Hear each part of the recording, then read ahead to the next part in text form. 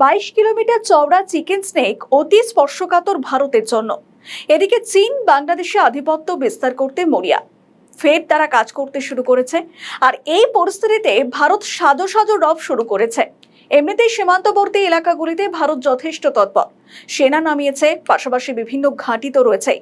এদিকে চিকেন স্নেকে সেনা মোতায়েন করেছে ভারত। এর মধ্যেই ভারতের বিশিষ্ট স্ট্র্যাটেজিক এবং নিরাপত্তা বিশ্লেষক ভরত কর্নাদ নিজের একটি মতামত ব্যক্ত করেছেন, যেটা ঘিরে নানা মহলে আলোচনা শুরু হয়েছে। বাংলাদেশের থেকে পুরো রংপুর অংশটিকে কিনে নাও, এতে যদি বাংলাদেশ রাজি না হয় জোর করে কিনে নাও। চিকেন স্নেককে চওড়া করতে এমন একটি পরিকল্পনার কথা নাকি তিনি ব্যক্ত করেছেন, যদিও এমন কোনো মন্তব্য ভারত সরকার বা নিরাপত্তা দপ্তর থেকে আসেনি। এমনকি সমর্থনের তো কোনো প্রশ্নই ওঠে না, কারণ ভারত এমন কোনো কাজ করবে না বা বিশ্বাসও করে না যে নিজের ভূখণ্ড বা অন্য দেশের ভূখণ্ড নিয়ে প্রশ্ন হতে পারে। তবে ভরত কর্নাদের এই মতামতকে অনেকেই গুরুত্ব দিচ্ছেন, বিশেষ করে গুরুত্ব দিচ্ছেন বাংলাদেশের বিশ্লেষকদের একাংশ। তার এই ব্যক্তিগত মতামতকে আমলে নিল তারা। আমাদের নতুন পেজ সাবস্ক্রাইব করুন আরও বাংলাদেশের খবর পেতে। এই প্রশ্নটাই উঠছে, ভারত সেভেন সিস্টার্সের কাছে বিমান ঘাঁটি, সেনা ঘাঁটি, রাফায়েল মোতায়েন করেছে, সমস্ত রকম ব্যবস্থা করেছে ভারত। কারণ ভারতের সেভেন সিস্টার্স বারবার টার্গেট হয়েছে বাংলাদেশের। অন্তর্বর্তীকালীন সরকারের আমলে 2025 সালে বেজিং সফরে গিয়ে প্রাক্তন প্রধান উপদেষ্টা মোহাম্মদ ইউনুস বলেন, সেভেন সিস্টার্স ভূ আবদ্ধ আর বাংলাদেশ তাদের সমুদ্রের রক্ষক। এরপরে ভারত কর্নাদের এই বক্তব্য সামনে আসছে। এটি হলো সহজ এবং অন্যটি কঠিন। সহজ পথ হলো কিনে নেওয়া। রামপুর বিভাগের আয়তন 16,185 বর্গ কিলোমিটার। বাংলাদেশের মাথায় বাইরে ঋণের বোঝা $10,400 কোটি। কর্নাদের এই বক্তব্য যে বা প্রস্তাব, রংপুরের বিনিময়ে ভারত দিতে পারে 1,000 থেকে 2,000 কোটি।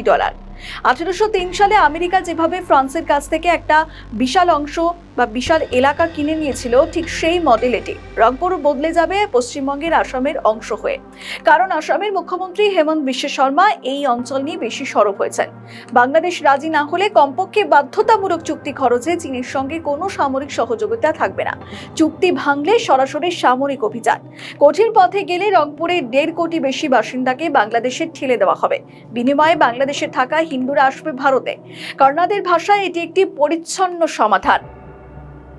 যদিও ভারত কিন্তু এই বিষয়ে কোনো সমর্থন জানায়নি এবং পাশাপাশি এটাতে বিশ্বাসও করে না ভারত। তবে তার এই বক্তব্যকে ঘিরে নানা মহলে নানা আলোচনা শুরু হয়েছে, বিশেষ করে বাংলাদেশের অন্তরে।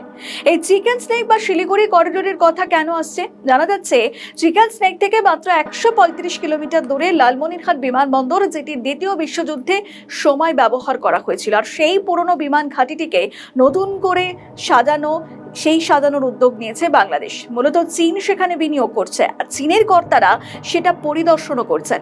এই বিমান ঘাঁটি থেকে ভারতের 7 রাজ্যের ওপর সরাসরি চোখ রাখতে পারবে বাংলাদেশ। চীনও পাবে তার অনুমতি। তার উপর বাংলাদেশ পাকিস্তানের তৈরি F-17 যুদ্ধ বিমান কেনার কথা সক্রিয়ভাবে ভাবছে। ফলে সব দিক থেকে ভারত অতি সক্রিয় হয়ে উঠছে সেভেন সিস্টার্স নিয়ে। আমাদের ভিডিও ভালো লাগলে লাইক ও শেয়ার করুন, কমেন্ট সেকশনে আপনাদের মতামত জানান। আরও ভিডিও পেতে আমাদের চ্যানেলটিকে সাবস্ক্রাইব করুন এবং প্রতি মুহূর্তে খবরের আপডেট পেতে প্রেস করুন বেল আইকন।